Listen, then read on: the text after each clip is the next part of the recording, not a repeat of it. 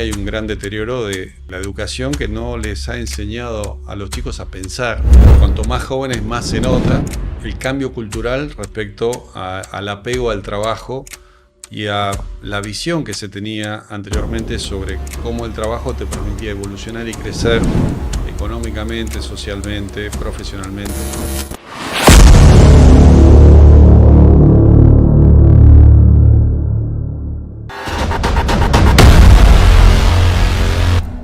Muy difícil filtrar y tener la capacidad de pensar y profundizar antes de asumir que cualquier cosa que se diga en una red social es cierta. Bueno, no importa, la tecnología avanza tan rápido que va a terminar solucionando todos los problemas. Y esto es algo que mucha gente joven cree porque Elon Musk se volvió una suerte de, no sé, el ídolo de muchos jóvenes, un poco también encarnando este facilismo, este cortoplacismo del que hablamos. ¿Qué le respondes a eso? La tecnología ha contribuido a igualar oportunidades fundamentalmente. El acceso a la información, que hoy es masivo, que está al alcance de cualquiera que tenga una conexión de internet. Cada vez más tenés las mismas posibilidades de estar informado y de educarte y de entender a tu manera lo que está pasando en el mundo, a diferencia de lo que pasaba hace 20, 25 años, no tanto. Este proceso se hace así, invento un nombre. Pepe dijo que se hace de esta otra manera. ¿Quién es Pepe? Porque yo no lo conozco. No, Pepe era el CFO, pero que ya no trabaja más con nosotros hace 5 años. Pero lo habían tomado como una verdad absoluta y nunca se les había ocurrido pensar si eso que hace 5, 10 años se había decidido hacer de determinada manera, todavía seguía teniendo sentido hacerlo o no. En la época de donde hay mucho humo, ¿qué le podrías comunicar a esos jóvenes que lamentablemente están creyéndose el humo? No tomen una afirmación, quien sea superior a ellos, como la verdad absoluta.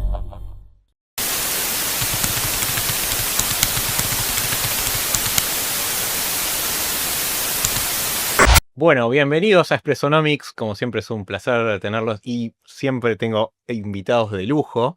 En este caso es Alejandro Sajón, que como siempre no presento a los invitados, sino que los voy presentando luego.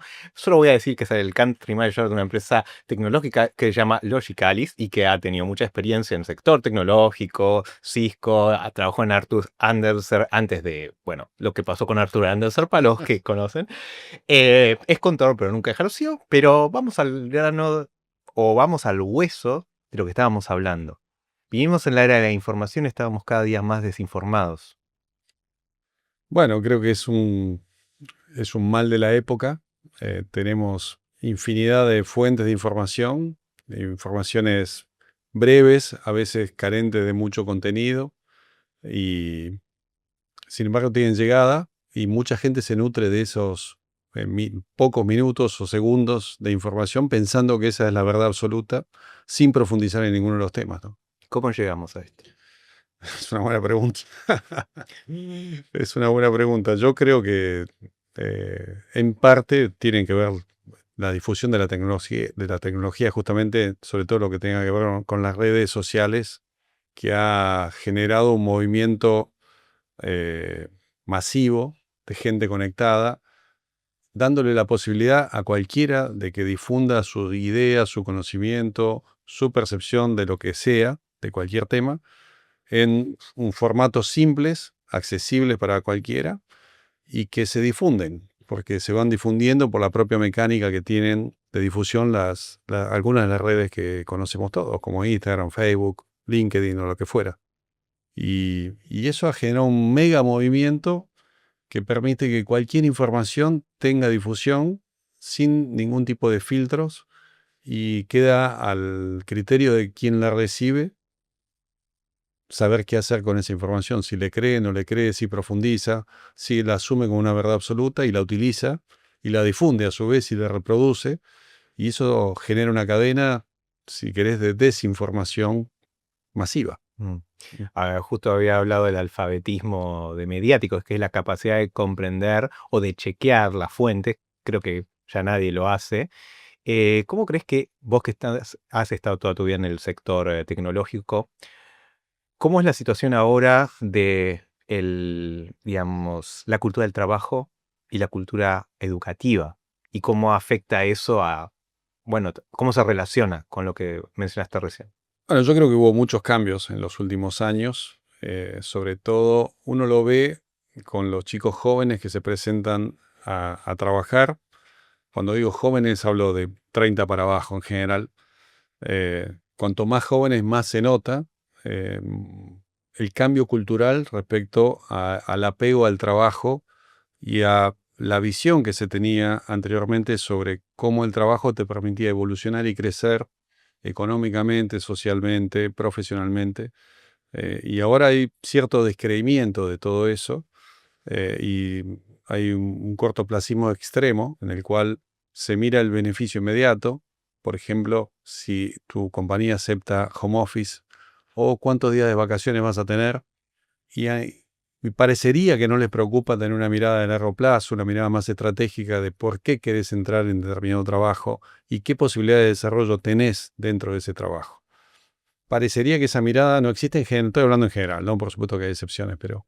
y creo que hay muchos factores que han influenciado en eso, un poco las redes sociales, un poco esto de que quiero el beneficio o el placer ya, no estoy dispuesto a sacrificar nada, quiero tener todos los beneficios sin ningún costo. Esa cultura se ha venido imponiendo, en alguna medida creo que influenciada por algunos gobiernos que han promovido esa idea, también por toda esta información que circula por las redes que muestra siempre el lado feliz de cualquiera y nunca muestra el costo que ha tenido ese lado feliz.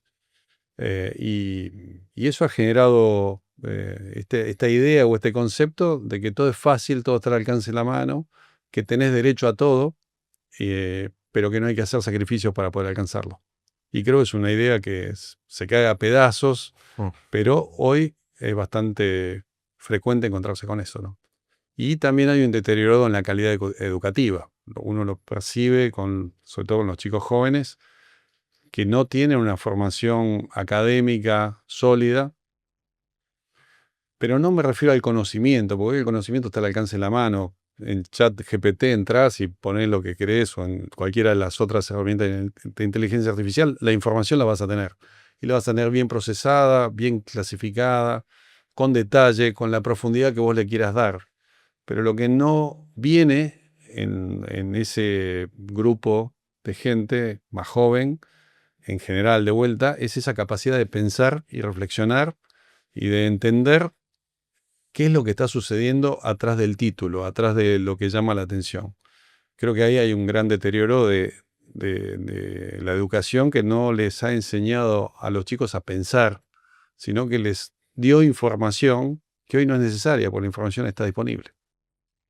Quizás tenga que ver con que la tecnología avanza demasiado rápido y él y el sistema educativo no se ha podido adaptar. No sé si es eso, bueno, ahí podemos entrar en discusión, pero quiero saber tu perspectiva, estando en el sector tecnológico. ¿Cómo crees que porque, a ver, se supone hay hay muchas empresas que proveen sistemas de información a escuelas, universidades. Uno pensaría que la adaptación a los nuevos tiempos sería rápida, pero no es así. ¿Qué pasó? Yo no soy un experto en educación, pero creo que la tecnología te brinda la posibilidad de llegar con educación a lugares que antes no se podía llegar. Hoy, por conectividad remota, eh, podés llegar a educar gente que está en lugares también remotos. Y le podés dar la misma oportunidad de educarse y de enseñarle al chico que está en el medio del campo, en la cordillera, a 1500 kilómetros o 2000 kilómetros de un centro urbano, que alguien que está en la ciudad de Buenos Aires, porque la tecnología lo permite. Podés llegar de todas maneras. Hay un gran ejemplo en Latinoamérica, además de muchos otros lugares, pero en Latinoamérica hay un gran ejemplo en Uruguay. Hay un proyecto que se llama Ceibal, que tiene como objetivo educar a los chicos en el idioma inglés. Y como es difícil tener maestros de inglés o profesores de inglés en todos los pueblos o en todas las ciudades del interior de Uruguay, más allá de Montevideo, que es un lugar urbano que tiene más desarrollado ese tema, el gobierno, y esto ha sido una política del Estado en Uruguay. Este podcast está sponsoreado por Sofos, una marca de ropa premium con valores semejantes a los de Verdades Incómodas. ya que queremos que vos seas tu propio diferencial. No olvides de seguirlos en Instagram, @sofos_fearless y sigan incómodos. Invirtió en desarrollar un sistema de educación remoto donde los profesores de inglés están sentados en cualquier lado, en Montevideo, en Buenos Aires, en Santa Fe, en Chaco, donde sea, porque han contratado profesores a lo largo de América Latina, porque no tenían los suficientes en Uruguay, y con eso le dan clases remotas de inglés a los chicos en cualquier lugar. Entonces incorporaron el inglés como una materia más en todas las escuelas públicas de todo el país. Y eso es gracias a la tecnología. Era imposible hacerlo hace 15 años a lo mejor. Y han sostenido ese programa independientemente de los cambios ideológicos de gobiernos que tuvieron a lo largo del tiempo. Entonces, yo creo que la tecnología bien usada te permite a lo mejor igualar oportunidades que en el pasado estaban más segmentadas a cierto grupo de gente que tenía el privilegio de haber nacido en determinado lugar o tener ciertas posibilidades económicas que no tenía todo el mundo. Y eso tiende a igualarse con el uso adecuado de la tecnología. Ahora, también la tecnología permite que llegue un volumen de información y un volumen de gente que se supone que está bien informada y bien educada y que es pensante, con sus mensajes, y muchas veces esa información que llega en forma masiva desde diferentes lugares no tiene ningún contenido serio. Hay desde gente que los utiliza con mala intención, por algún beneficio que le pueda sacar, gente que lo hace con objetivos políticos para llenarle la cabeza de determinada manera a la gente, gente que lo hace simplemente porque cree que está haciendo las cosas bien y a lo mejor está pasando información equivocada. Y también hay contenido muy positivo, pero es muy difícil filtrar y tener la capacidad de pensar y profundizar antes de asumir que cualquier cosa que se diga en una red social es cierta. Mm. Quería pedir tu opinión sobre, bueno, Elon Musk es parte repite un discurso que que mucha gente lo cree, sobre todo los fanáticos o fundamentalistas de la tecnología. Dicen, bueno, no importa, la tecnología avanza tan rápido que va a terminar solucionando todos los problemas. Y esto es algo que mucha gente joven cree porque Elon Musk se volvió una suerte de, no sé, ídolo de muchos jóvenes, un poco también encarnando este facilismo, este cortoplacismo del que hablamos. ¿Qué le respondes a eso? No, yo creo que la tecnología ha solucionado muchos problemas y posiblemente vaya a solucionar infinidad de problemas en el futuro, pero no va a resolver todos los problemas. Por ahora no tiene la capacidad de pensar por sí misma, ni tampoco tiene una moral claramente la tecnología. Ahora, que puedo ayudar no tengo ninguna duda, pero nunca va a resolver todos los problemas. Creo que no va a resolver todos los problemas, por lo menos con la tecnología que tenemos hoy. En el futuro veremos. Ya hablaríamos de ciencia ficción, pero Claro. digamos que en mediano 20 años, o sea, todos los problemas que tienen que ver, por ejemplo, desde económicos, sociales, y ahora tenemos un problema de analfabetismo mediático, bueno, de psicológico, porque estamos hablando también de toda una generación. Hablamos de los jóvenes, aumenta hay un podcast uno de los podcasts que hicimos con Guillermo Pérez Hosto, especialista en jóvenes, aumenta los suicidios en jóvenes, aumenta la ludopatía. También, O tremendo. sea, entonces, al contrario, parece ser como, y por ahí es una metáfora un poco fuerte, niños jugando con la escopeta del padre, ¿no? ¿Sería algo así? Bueno, si uno lo mira de un lado pesimista, sí, yo creo que prefiero mirarlo del lado optimista y creo que la tecnología ha contribuido a igualar oportunidades fundamentalmente. El acceso a la información, que hoy es masivo, que está al alcance de cualquiera que tenga una conexión de Internet. Y ahora, hablando de Elon Musk, con la posibilidad de que te conectes desde cualquier lugar, a través del sistema Starlink y algunos similares que hay, cada vez más tenés las mismas posibilidades de estar informado y de educarte y de entender a tu manera lo que está pasando en el mundo, a diferencia de lo que pasaba hace 20, 25 años, no tanto. Ni hablar de cuando yo era chico. Digamos, tu única fuente de información era o el diario y empezaba la televisión de alguna manera a cubrir o la radio, y eso era todo. Y ahí sí que estaba muy sesgado con el tipo de información que te brindaban esos medios y las personas que estaban a cargo de esos medios. Y eso era toda tu fuente de información. Si no, tenías que ir a una enciclopedia o a una biblioteca.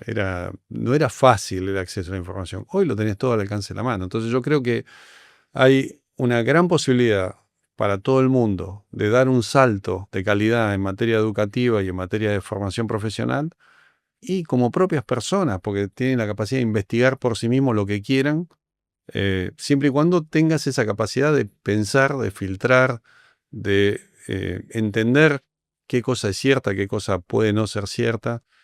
Entender, y esto no tiene solo que ver con la tecnología, que la plata no se hace en 24 horas, que no vas a hacerte millonario porque juegues a una criptomoneda o porque apuestes a una acción X de una tecnología, sino que es un proceso en el cual tu trabajo tiene que ser entender lo que estás haciendo y tener una estrategia como para poder desarrollar a lo largo del tiempo, ¿no? Y en cuanto al largo plazo, a la cultura del trabajo, ¿qué aprendiste de alguien que yo creo que admira mucho por lo que hablaste de Guillermo Vilas? Bueno, Guillermo Vilas, creo que para los que tenemos nuestra edad, ¿eh? Fue un ejemplo en su momento, porque el tipo tal vez no tenía el talento, que han tenido otros tenistas, como hablamos antes, Federer o alguno de la época de Guillermo, como Bjorn Borg, por ejemplo, pero tuvo una capacidad de superación, de trabajo, de constancia y perseverancia, de buscar el objetivo a cualquier costo, y él fue responsable del fenómeno del tenis en Argentina, que era un deporte de élite, y de golpe se transformó en un deporte popular. Y siguió. Esto pasó hace 50 años más o menos, creo que sí, 70 y algo.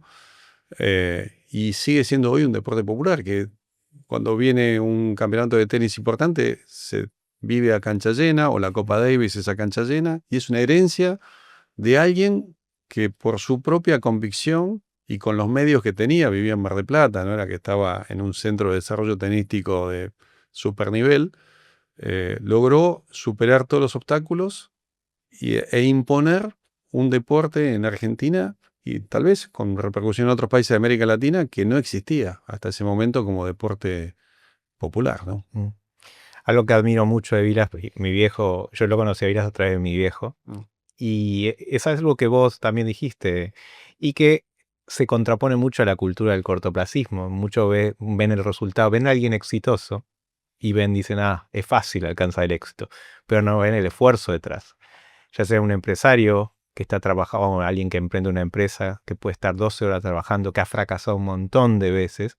Y un poco con Vilas creo que me parece una linda metáfora o ejemplo, sobre todo en la época de donde hay mucho humo, por decirlo. ¿Qué le podrías comunicar a esos jóvenes que lamentablemente están creyéndose el humo? No, el mensaje que siempre trato de pasar en cualquier charla que tengo con los chicos que entran, sobre todo en la compañía, es de que entiendan para qué están, por qué están, qué quieren hacer, a dónde quieren llegar, qué necesitan para llegar a donde quieran llegar.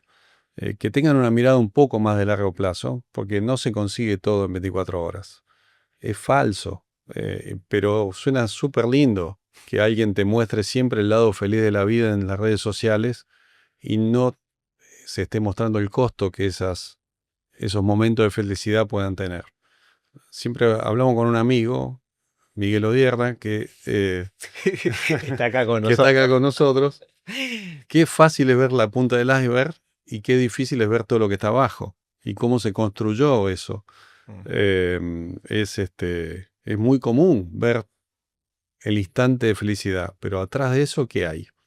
Y hay trabajo, hay sacrificio, hay perseverancia, hay una estrategia, hay educación, hay capacidad de superar las frustraciones. Y todo eso en general pasa desapercibido porque brilla mucho más la foto linda. Y en cuanto a lo personal, vos tenés una trayectoria realmente envidiable, has trabajado mucho en muchas empresas.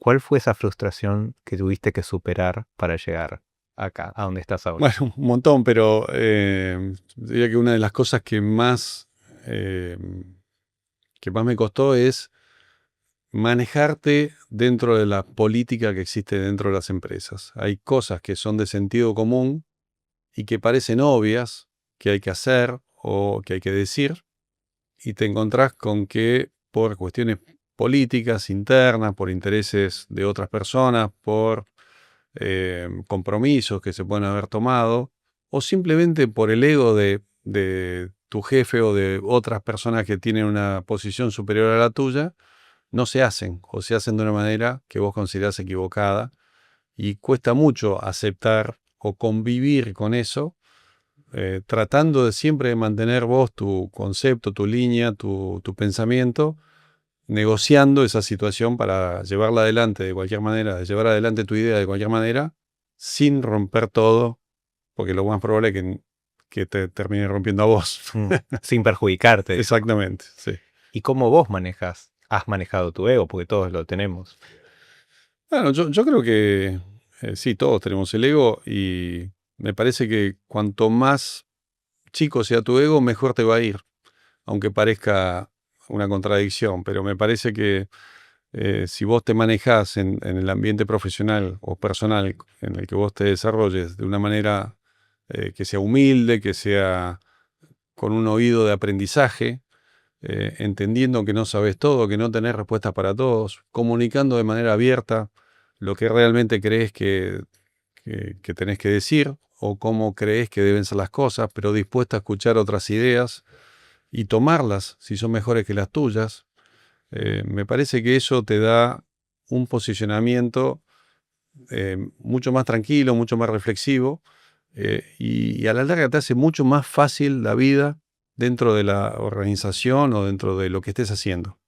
Porque te aprendes de los demás y no tenés necesidad vos de tratar de demostrar que sabes todo, porque nunca nadie sabe todo. Y es un error que yo veo con bastante frecuencia, que hay gente que cree que porque tiene una posición X de gerente, director, vicepresidente, lo que fuera, tiene que ser el dueño de la verdad y no acepta otras opiniones. Está cambiando, creo que cada vez más eso, pero en el pasado era muy frecuente encontrarse con eso. Lo dijo tal, entonces es la verdad absoluta, hay que seguirlo y si no lo seguís, tenés un problema. Y no había lugar para el disenso, para un disenso profesional, para un disenso de aprendizaje, sino que era casi un modelo verticalista, pseudo-militar en algún punto. Sí, la falacia de la autoridad, moto de Michael Porter, me suena por eso, ¿no? No, digo, a ver, para muchos sigue siendo un ídolo y todo, pero hay una idea eso de seguir ciegamente a alguien porque tiene una fama de gurú, ¿no? Eso por un lado, por otro lado diría que eso del lado del gurú, pero por otro lado, digo, también es más cómodo para quien tiene que seguir a alguien, simplemente seguirlo, porque en definitiva la responsabilidad es del otro, y nunca te haces responsable de nada, nunca te haces responsable de ninguna decisión. Son órdenes superiores, el jefe mandó esto, está escrito el proceso y es así. Digo, también vale pensar y ver si lo que estamos haciendo tiene sentido o no tiene sentido, por más que lo haya dicho quien sea, y sin desafiar ninguna autoridad. Digo, pero todos nos equivocamos. El Papa se equivoca, Trump se equivoca, Milei se equivoca, Cristina se equivoca. Digo, te doy ejemplos de todo tipo y dentro de las empresas ni hablar. Hay errores de todo tipo, errores de proceso, errores de visión, errores de mercado, errores por el ego, errores por intereses económicos. Todos nos equivocamos. Entonces, pensar que el que ostenta una posición tiene la verdad es absurdo, pero pasa. Creo que cada vez menos. Ese, si querés, es un lado positivo que veo en los jóvenes. Son mucho más desafiadores de las verdades escritas de lo que éramos tal vez nosotros a los 20 o 30 años. Antes habías hablado de la capacidad de hacer filtro, de interpretar, justamente de informarse.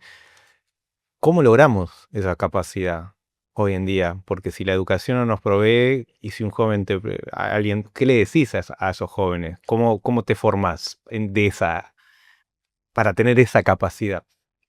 Yo creo que tenés que enseñarles a pensar. ¿Y definitivo. cómo se hace eso?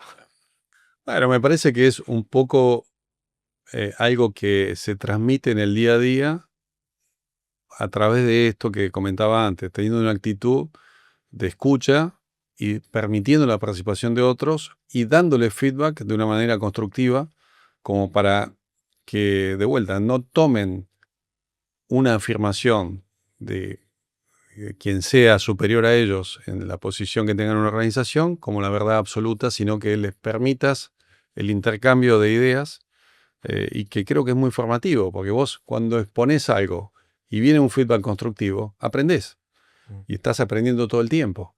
Si vos lográs esa dinámica, me parece que estás dándole una contribución a toda la gente que te rodea muy positiva para que puedan ver las cosas de otra manera y sacar sus propias conclusiones, pero que sobre todo que puedan pensar las cosas y no tomarlas como dadas según las hayan escuchado o visto en algún lugar, ¿no?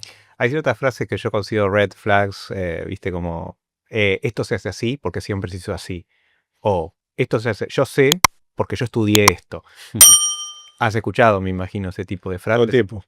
¿Qué tipo de red flags normalmente, qué tipo de frases identificás como estas red flags que decís, ups?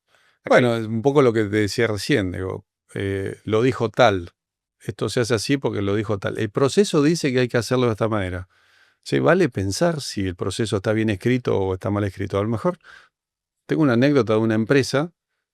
Yo recién había comenzado en ese lugar a trabajar. No fue hace mucho tiempo. O sea, ya era bastante grande. Y me decían, no, este proceso se hace así porque, no voy a decir el nombre, pero porque invento un nombre. Pepe dijo que se hace así. Bueno, ok. Al rato otra situación similar. Che, esto Pepe dijo que se hace de esta otra manera.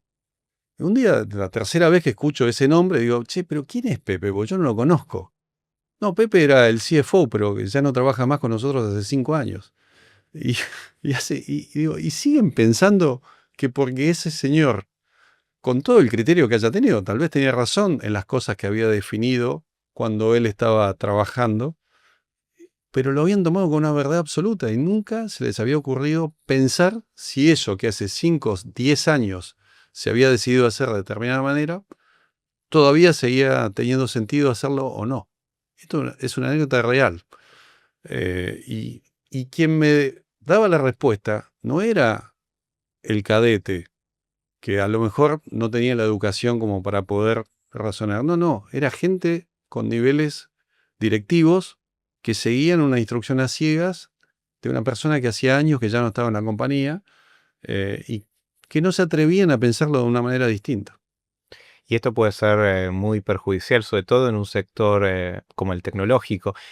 ¿Cómo definirías estructuralmente el sector tecnológico para que la gente que no está en el sector entienda? Porque es un sector volátil, no en el sentido de las criptomonedas, volátil en el sentido que hay un cambio constante, que hay empresas que la rompen y 5 años después quiebran porque aparece la innovación es una constante y el que no innova muere. Hay excepciones que se mantienen, no diremos cuáles, pero bueno, lo cierto es que se mantienen básicamente porque tienen un piso y es una de las características del sector también, que en cierta forma frena la innovación, ¿no? Sí, tu pregunta es muy amplia, pero una característica del sector es la inversión. Para poder innovar tenés que invertir. Para poder invertir tenés que ganar dinero, si no, no hay manera de invertir. Entonces, es una rueda que siempre está girando y si no invertís, seguro que te va a pasar la tecnología por encima y vas a quedar obsoleto rápidamente.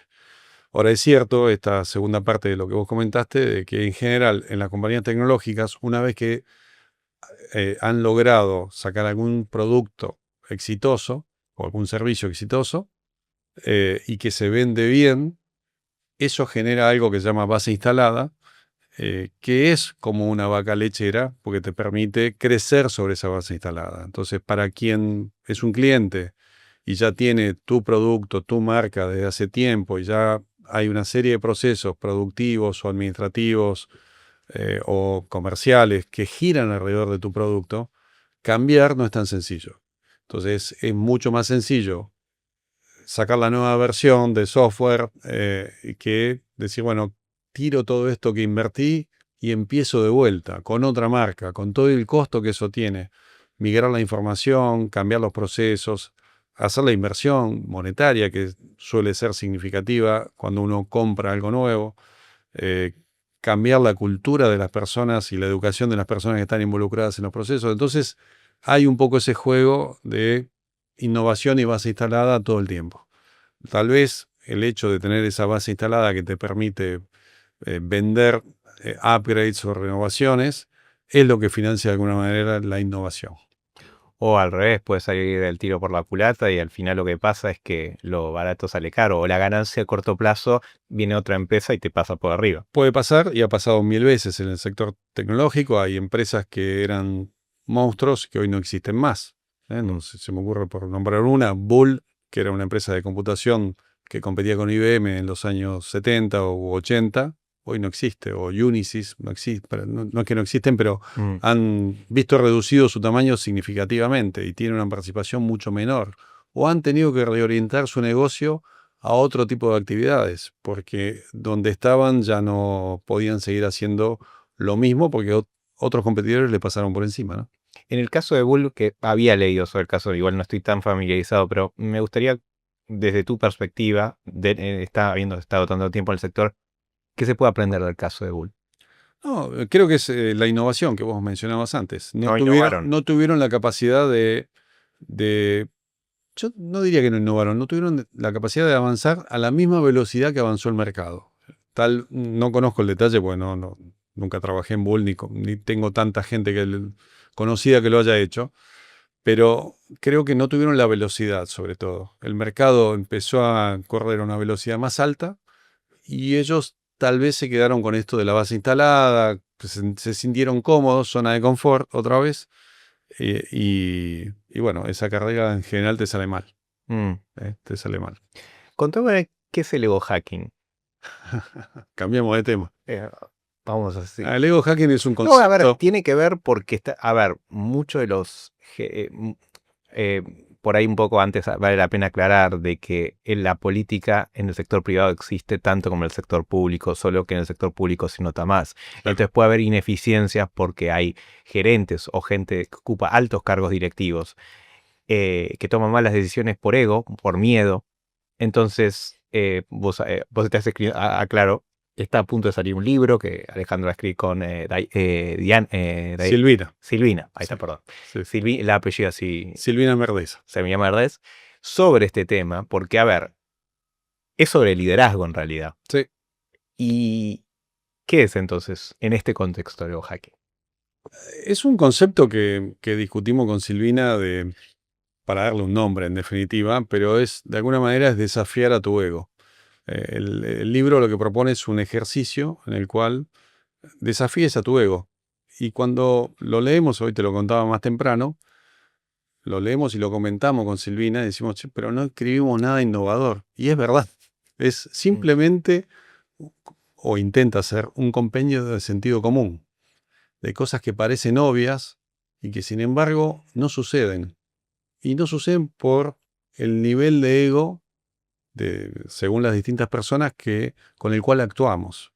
Entonces, cuando nos creemos dueños de la verdad, cuando creemos que somos invulnerables, cuando nos creemos que tenemos respuesta para todo, que nunca nos podemos equivocar, que no tenemos necesidad de dar explicaciones, cuando creemos que somos los únicos que podemos hacer un trabajo de determinada manera y el equipo no recibe ningún tipo de apoyo o de confianza, en todas esas situaciones el ego juega muy en contra, no solamente del desarrollo del equipo, sino del desarrollo del propio negocio y de tu propio desarrollo. Porque en algún momento te vas a pegar el palo, porque no sos el dueño de la verdad, ni nadie es dueño de la verdad. Entonces, el libro es esto, es un concepto en el cual intentamos ayudar a que cada uno, en su posición de líder, la que sea, reflexione sobre cómo está llevando adelante ese liderazgo, tratando de darle algunas pautas de lo que nosotros entendemos que sería mejor desde el punto de vista profesional y sobre todo desde el punto de vista de acompañar a los equipos en el crecimiento. Que no sea un lugar en el cual el líder es el único que se desarrolla, el único, no solamente hablo de lo económico, sino también desde el punto de vista profesional, desde el punto de vista de su carrera, desde el punto de vista social, sino cómo un verdadero líder puede ayudar a todo el equipo a crecer y, por lo tanto, a crecer a su compañía también. Mm. Vos has ocupado cargos de líder una función de líder durante muchos años de tu carrera. ¿Hubo algún momento en donde el ego te jugó una mala pasada? ¿Y qué aprendiste? O sea, ¿qué consejo te darías a vos mismo en ese sentido? No, siempre hay momentos donde el ego te juega una mala pasada. Y yo creo que, no me acuerdo ahora nada en particular, pero creo que lo que aprendés siempre es que tenés que volver a las fuentes y volver a tener presente que no sos el dueño de la verdad, que tenés que aprender de los demás, que tenés que mostrarte como sos, comunicar lo que realmente sentís y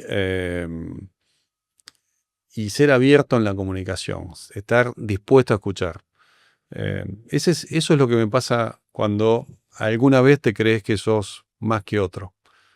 Tenés que volver atrás y decir, no, pero esto lo tenemos que hacer de otra manera. Y funciona. Yo creo que funciona. Y funciona bien. Y la gente te recepciona bien. Y realmente dejas de ser jefe para ser líder. Es otro concepto totalmente distinto. En el libro también lo mencionamos de alguna manera. Se ha hablado 1000 veces de esto. No es nada original. Pero es muy distinto tener un jefe con autoridad que un líder con autoridad. ¿Cuál es la diferencia? La diferencia es que el líder realmente transmite empatía, conocimiento, logra que la gente lo siga por convicción, porque se siente contenida, porque le gusta hacer ese trabajo, el que sea, porque se siente complacida de trabajar para alguien que reconoce su esfuerzo. El jefe es el jefe, nada más, y haces las cosas porque te lo dice, porque no te queda otra opción. Muchas veces lo haces contra tu propia voluntad, sin ningún grado de satisfacción, sabiendo que todo el beneficio se lo lleva a él. Una actitud muy típica que, insisto, cada vez se ve menos, pero todavía se ve. El jefe es el dueño de los méritos, el equipo el dueño de los errores, ¿no? Esto se veía mucho en el pasado, ahora te diría que bastante menos. Pero no hay nada más desmotivador que eso, que vos haces un trabajo, si sale bien es mérito del jefe, si sale mal es tu problema. Conocer la serie Dilbert Sí, y hay genial. Sí, Sí. y un poco a través del humor supo mostrar esas miserias, ¿no? que ocurren. ¿Por qué crees que la gente, digamos? Por eso insisto que no es nada nuevo esto. Claro, por eso. Es más viejo que cualquier empresa y sin embargo sigue pasando por la naturaleza del ser humano. ¿Cuál es esa naturaleza? No, esta naturaleza de el ego te controla. Nosotros en el libro una de las cosas que decimos es tenés que vos controlar tu ego. Si el ego te controla, estás en el horno. No te va a ir bien. A nivel específico de la cultura argentina también veníamos hablando un poco de ciertos problemas culturales que tenemos los argentinos, el cortoplacismo, la viveza criolla, el tema de aparentar en lugar de ser, ¿no? Y bueno, en ese sentido el ego, bueno, los argentinos tenemos medio fama, ¿no? ¿Cómo, digamos, dónde has visto estos aspectos en tu experiencia y cómo crees que se podría cambiar? Creo que hay mucho de formación, de educación que hablábamos antes.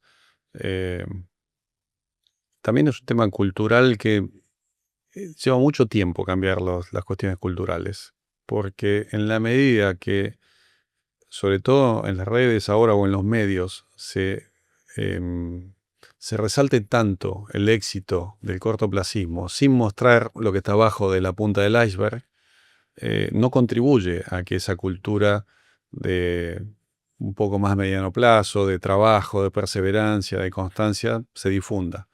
Parecería que el éxito tiene que ser en 24 horas. Y si no lo lográs, sos un inútil.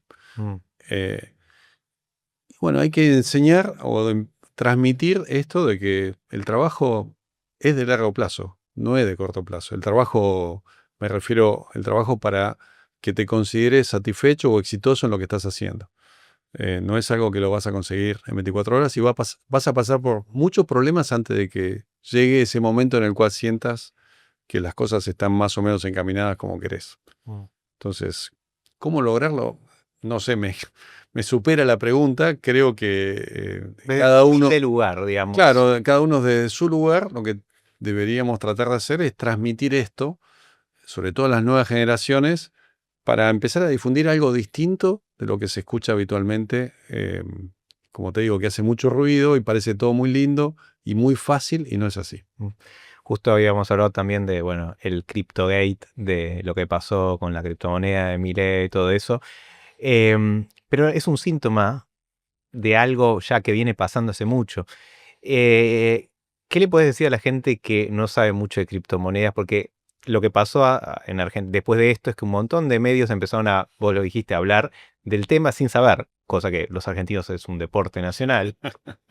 Y es algo grave también, porque ¿qué caracteriza al mercado de las criptomonedas y cuál es la creencia más, digamos, dañina que hay, que ha llevado, bueno, a un montón de ludopatías, porque eso es eso al fin? Bueno, es un mercado hipervolátil. Es un mercado que es absolutamente intangible. Yo te comentaba antes, no es lo mismo hablar de una acción de una compañía conocida, como puede ser, no sé, Coca-Cola, por decir una compañía bien conocida por todo el mundo, que tiene una historia, tiene balances, tiene una trayectoria, te puede gustar o no, no importa, sin hacer un juicio de valor. Tiene un track record, como dicen los gringos, donde vos podés mirar a los últimos 50 años qué pasó con la compañía, qué perspectivas tiene, brinda informes trimestralmente sobre cómo va el negocio y las perspectivas que tiene. Los ejecutivos son conocidos, tiene una marca muy reconocida en todo el mundo. Y eso te puede dar una idea de qué es ese negocio de Coca-Cola o de la compañía que sea. Que una criptomoneda que tiene vida muy corta, el negocio es intangible, es absolutamente electrónico.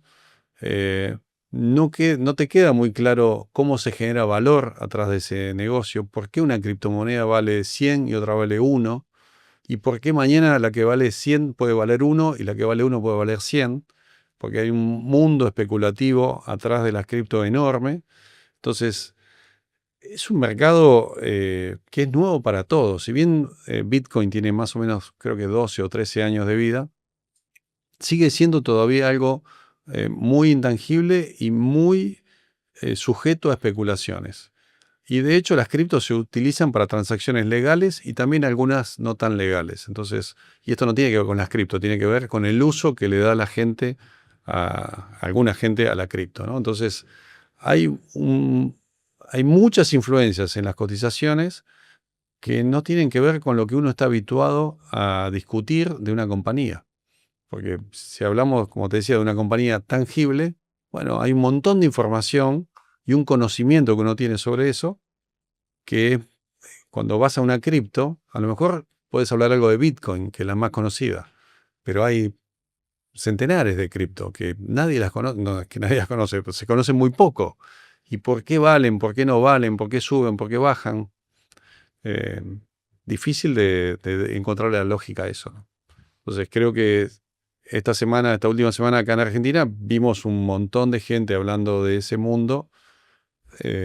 Un poco hago referencia a lo que decíamos antes, con títulos, pero sin ningún conocimiento profundo de lo que estaban hablando, ¿no? ¿Qué fue lo que pasó esta semana? Bueno, Así, para que la gente... yo creo que a partir de una imprudencia del presidente en hacer ese comentario que hizo, se generó una catarata de ataques políticos con otros objetivos, ¿no? Por el episodio de la criptomoneda en sí, porque la criptomoneda subió, bajó de precio, como suben y bajan tantas otras durante las 24 horas del día, porque además este mercado cotiza las 24 horas del día, sábado y domingo incluido. Se hizo un uso político de un error. Me parece que no es algo que no debiera haber hecho o debiera haberlo hecho de una manera más prudente. Y bueno, después ya son temas políticos, ¿no? No, pero yendo al tema de la criptomoneda, esto no es la primera vez que pasa, habías hablado del caso de la cripto de Trump, o sea, pero pasa todo el tiempo, digamos. Pasa todo el tiempo y pasa que suben y bajan sin que se encuentre mucho el sentido de por qué pasa. Especulación, Sí, psicología. te contaba el caso de la moneda que salió, creo que el 18 de enero, 2 días antes que asumiera Trump, hace un mes, que el día que salió al mercado subió 500%. Hoy vale menos de la mitad de lo que valía en ese momento. ¿Y por qué subió 500%? No sé, yo no lo sé y no creo que nadie lo sepa. Creo que son movimientos especulativos, apuestas, que si te salen bien te podés convertir en millonario en 24 horas. Si te salen mal, podés perder el capital que hayas invertido en el mismo plazo. Porque en ese mercado cada vez que alguien gana, alguien pierde. Entonces, y fue lo que pasó con esta moneda, con esta cripto Libra esta semana. Si fue un movimiento especulativo, obviamente fue un movimiento especulativo como todos los que vemos a diario en ese mercado, cada vez que sale una moneda nueva o incluso con las que ya cotizan. Incluso podría darse el caso, y seguramente los ha habido, de gente que lo haga intencionalmente para hacerlo, sacar provecho de eso. Claro, o sea, sí, definitivamente. Y tampoco, no hay mucha regulación tampoco, porque no puede haberla. Es justamente una de las características que tiene, es que es un mercado totalmente desregulado. No hay una Security Exchange Commission para las cripto, o la Bolsa de Comercio de Argentina, el mercado de valores acá en Argentina, ¿no? No hay. Es un mercado de libre cotización y de altísima especulación. Entonces, si vos entrás a jugar en ese mercado, sabés la regla del juego.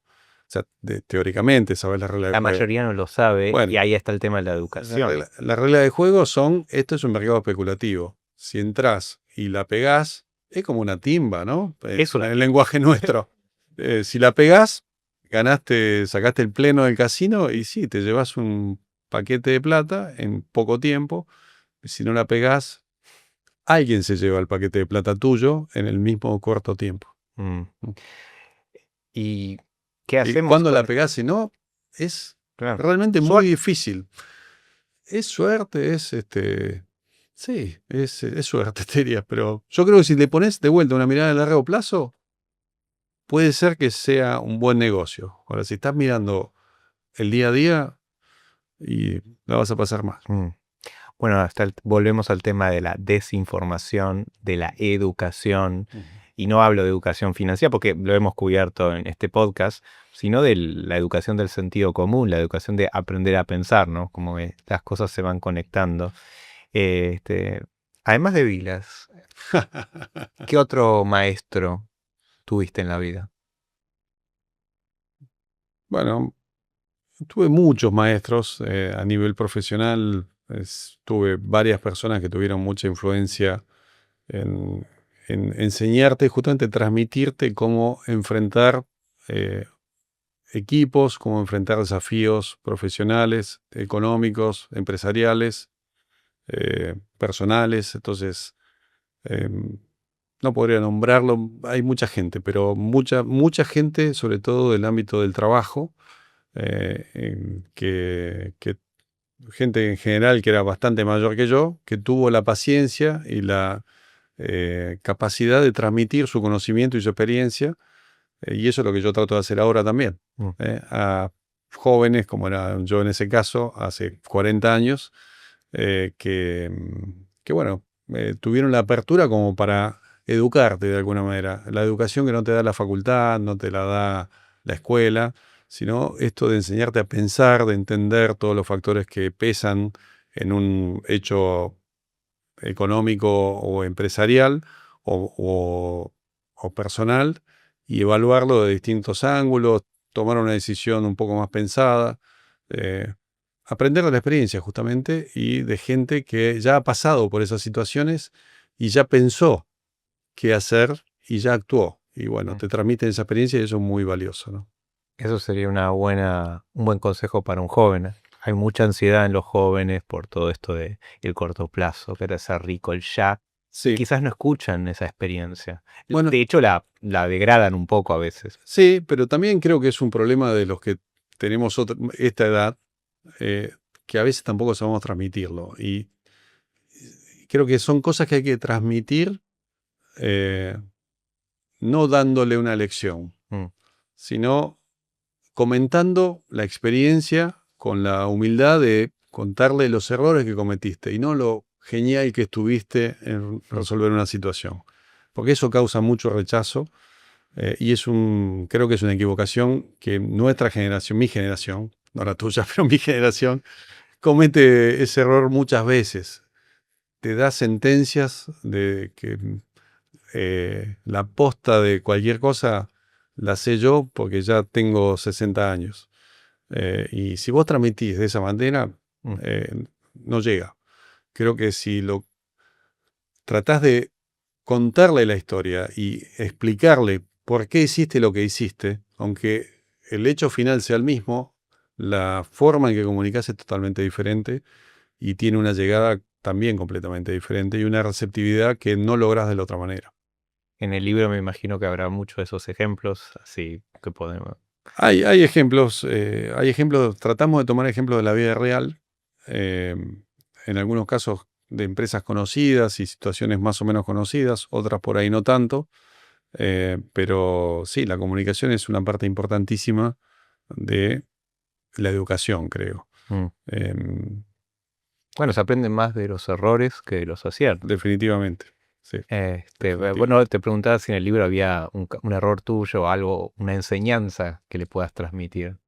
Bueno, en el libro hay una sucesión de errores cometidos a lo largo de la vida y la visión que le podemos aportar ahora con un poco más de experiencia y con más batallas vividas, en definitiva, y tratando de vuelta de poner el énfasis en algo que es sentido común, que es, como te decía antes, a veces lo lees y decís, pero esto es obvio, no estamos escribiendo nada nuevo, ¿por qué no pasa esto de esta manera? Tiene que ser así. Y sin embargo, no sucede en muchos casos. Y ahí entra el ego, ahí entra los intereses personales, los intereses económicos, la política, la necesidad de sentirse importante, de creerse superior, porque a lo mejor tuviste un poco más de suerte que otro.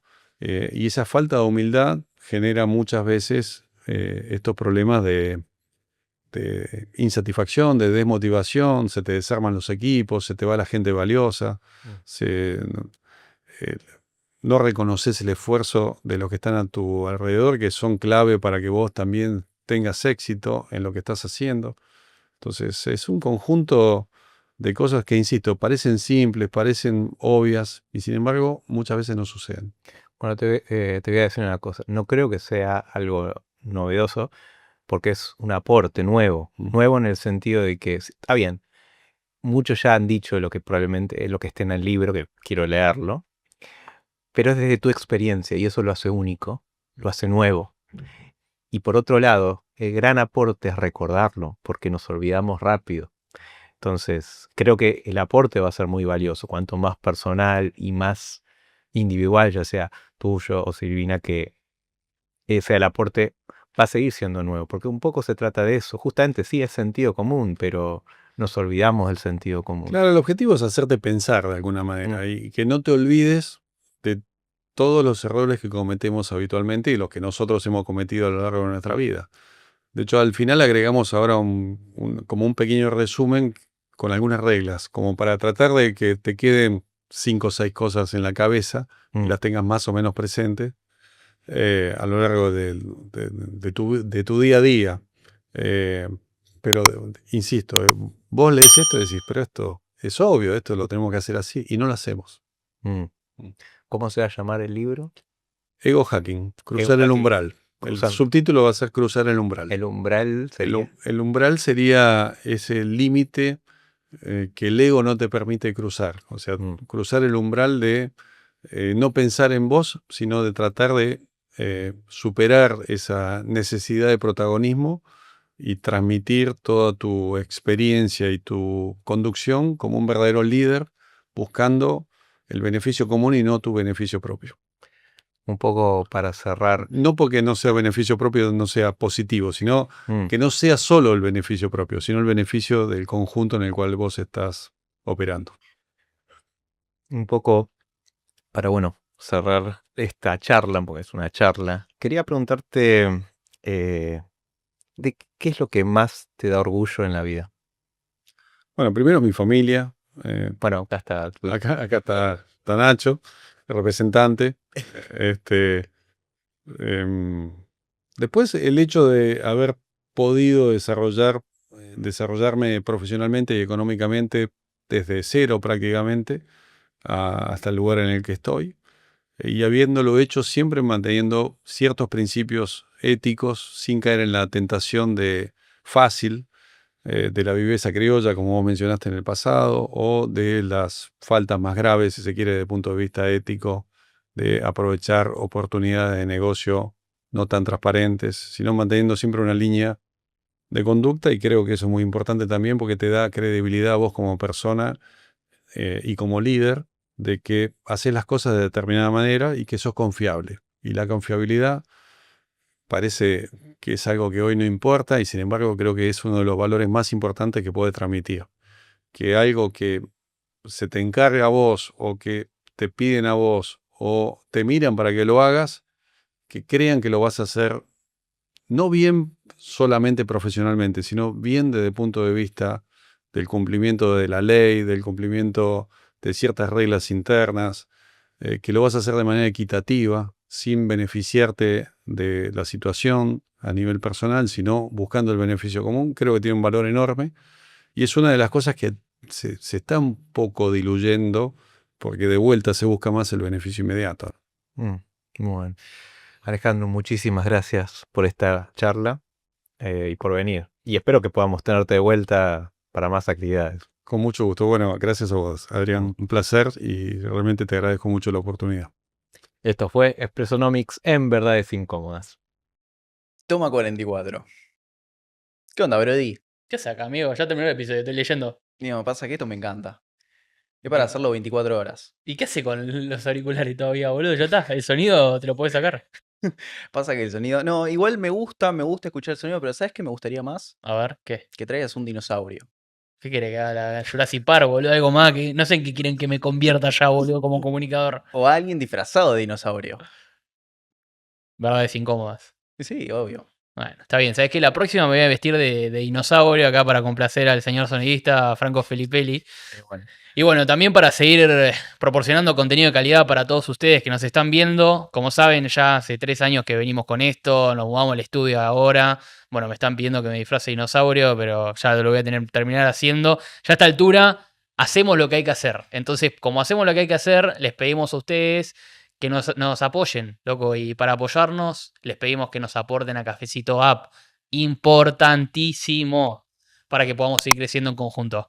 Y recuerden suscribirse y dejarle un gran like a este gran episodio. Nos vemos, sigan incómodos. Adiós.